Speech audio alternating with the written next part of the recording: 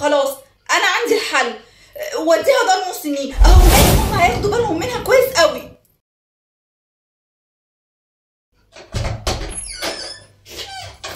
مساء الخير. مساء النور.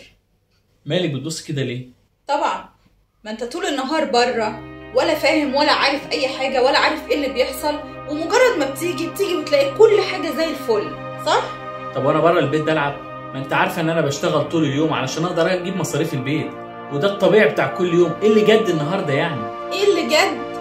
لا هو حضرتك مفيش حاجه جدت، هو اللي حاصل من زمان قوي، من ساعه ماما جت وقعدت معانا في البيت.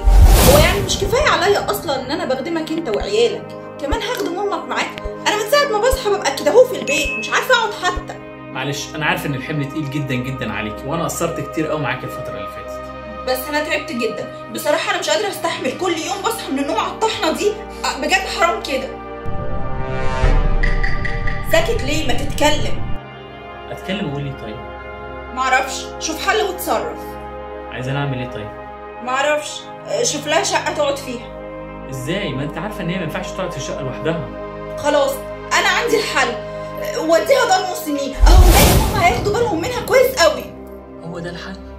اه، وعايزه الرد. مفيش حل تاني غير دار المسنين ده؟ لا مفيش حل تاني. حاضر، بس اديني يومين احاول اشوف طريقه واكلمها في الموضوع ده، مش عارفه اكلمها ازاي.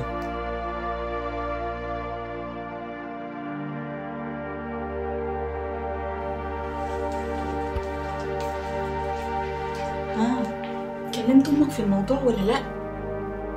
كلمتها في الموضوع وقالت لي اللي انت شايفه يا ابني، ودخلت. طب تمام، حلو قوي. نجهز الغدا بقى. تمام، ادخلي صحي علشان تتغدى معانا. طيب خلاص تمام ماشي.